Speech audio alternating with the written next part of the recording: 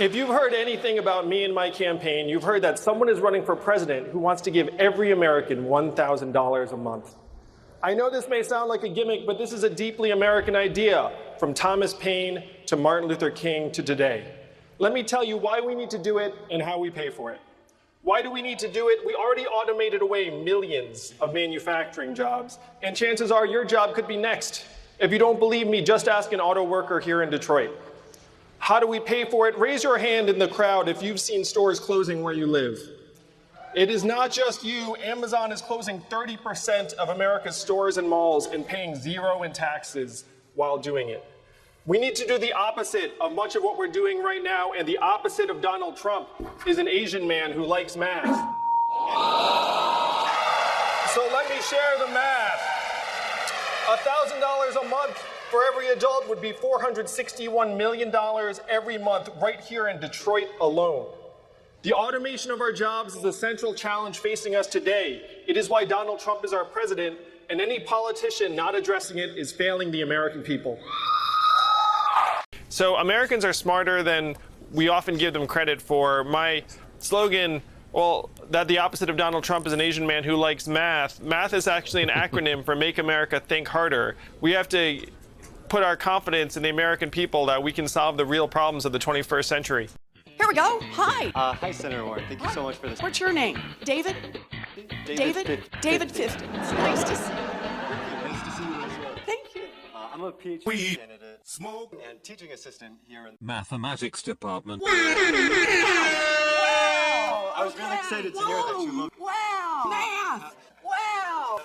Wow. Math. It actually adds up. It's amazing. I had a math teacher come up to me in Milwaukee and say, it's amazing. I had a math teacher come up to me in Milwaukee and say, add up the math. Will you raise taxes on the middle class to pay for it, yes or no? So I have made clear what my principles are here, and that is costs will go up for the wealthy and for big corporations, and for hardworking middle-class families, costs will go down. A yes or no question that didn't get a yes or no answer. Look, this is why people here in the Midwest are so frustrated with Washington. At least Bernie's being honest here and saying how he's going to pay for this and that taxes are going to go up. And I'm sorry, Elizabeth, but you have not said that. And I think we owe it to the American people to tell them where we're going to send the invoice. The problem we've got right now is the overall cost of health care. And look, you can try to spin this any way you want. I've spent my entire life on working on how America's middle class has been hollowed out and how we fight back. Senator Klobuchar, do you want to respond? Yes, I do. And I appreciate Elizabeth's work. But again, the difference between a plan and a pipe dream is something that you can actually get done. My question is not why do Bernie and I support a wealth tax. It's does everyone else on this stage think it is more important to protect billionaires than it is to invest in an entire generation? I want to give a reality check here to Elizabeth, because no one on this stage wants to protect billionaires. Not even the billionaire wants to protect billionaires. By having better hands guided by better values on those pulleys and levers of American government. So can I look to you to spread that sense of hope to those that you know? Come on. Come on. Come on. Come on. We should challenge students in these schools to have advanced placement programs in these schools. We have this notion that somehow if you're poor, you cannot do it. Poor kids are just as bright and just as talented as white kids. Wealthy kids, black kids, Asian kids. No, I really mean it, but think how we think about it. We think now we're going to dumb it down. They can do anything anybody else can do given a shot. Anybody who could go down 300 to 3,000 feet in the mine, sure and hell can learn how to program as well. Give me a break. Anybody who can throw coal into a furnace can learn how to program, for God's sake. Vice President Biden asked about his son Hunter's business dealings in Ukraine. My son did nothing wrong. I did nothing wrong. Joe Biden is a rabid dog. He should be beaten to death with a stick. Should be beaten to death with a stick. Should be beaten to death with a stick. Mr. Yang, if you win the 2020 election, what would you say in your first call with Russian President Vladimir Putin?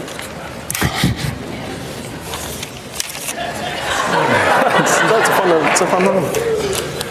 Well, first I'd say, I'm sorry I beat your guy.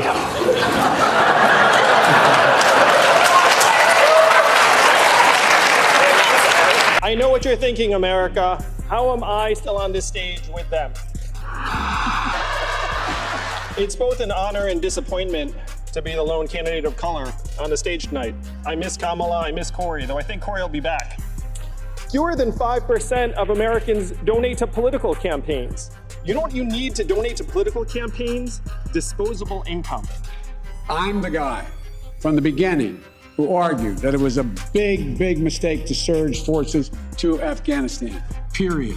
We should not have done it. And I argued against it constantly. I think winning matters. I think a track record of getting things done matters. And I also think showing our party that we can actually bring people with us, have a wider tent, have a bigger coalition, and yes, longer coattails, that matters. If you want to talk about the capacity to win, try putting together a coalition to bring you back to office with 80% of the vote as a gay dude in Mike Pence's Indiana. Senator Sanders, I do want to put the same question to you, Senator Sanders. What message do you think? Answer that question, but I wanted to get back to the issue of climate change for a moment, because I do believe this is the existential issue. Senator, with all respect, this question is about race. Can you answer the question as it was asked? Because people of color, in fact, are going to be the people suffering most if we do not deal with climate change. I'm the only person on this stage who's built a large, multi-billion-dollar international business. I know how to grow prosperity. I can take on Mr. Trump on the economy and beat him. I'm the only one on this stage who said climate is my #1 priority. Judy. We are coming to the end of our time. There are a lot of hands up. We apologize for that. But in the spirit of the season, I'd like to ask each one of you, is there someone else among these candidates that you have two options. One, a candidate from whom you would ask forgiveness for something maybe that was said tonight or another time, or a candidate to whom you would like to give a gift. And I'm going to start with you, Mr. Yang. Wow.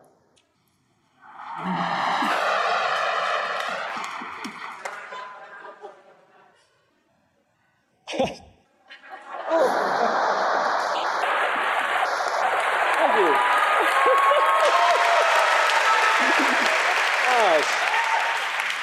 We could do a labor action and just all go on strike on this one, Andrew.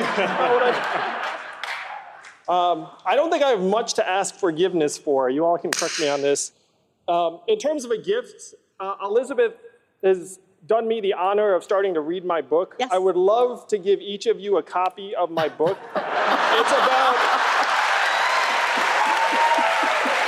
It's about how we're going through the greatest economic transformation in our country's history, the fourth industrial revolution. It is grinding up our communities, and DC is out to lunch on this. Our media organizations are not covering it adequately. I wrote a book on it, and if you like data, this book is for you. This goes for the people at home, too, if you like data and books. Mayor Buttigieg ask forgiveness or give a gift? First of all, I love data and books, so I think we should all be excited about this. And come to think of it, I should probably send my book around more, too. Look, your publisher will thank you. Senator Warren. I will ask for forgiveness. I know that sometimes I get really worked up. And sometimes I get a little hot. I don't really mean to. What happens is when you do 100,000 selfies with people, you hear enough stories about people who are really down to their last moments. You know, I met someone just last week in Nevada who said that he has diabetes and that he has access to a prescription because he's a veteran. But his sister has diabetes and his daughter has diabetes, and they simply can't afford insulin. So the three of them spend all of their time figuring out how to stretch one insulin prescription among three people. When I think about what we could do if we get a majority in the House, a majority in the Senate, and get back the White House, we could make this country work for people like that man, and that's why I'm in this fight.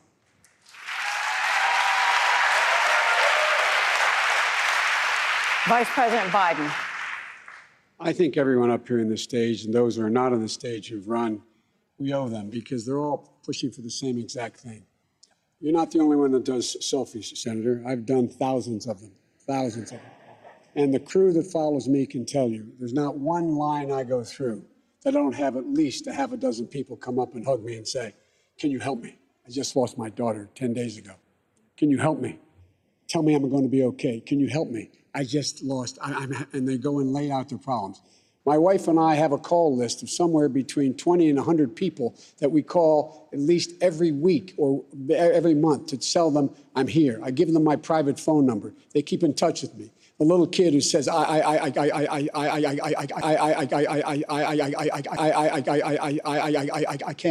can't talk. What do I do? I have scores of these young women and men who I keep in contact with. And the reason I would give everyone here a gift is they want to do something like I do of making their lives better, because there's a lot of people who are hurting very, very, very badly.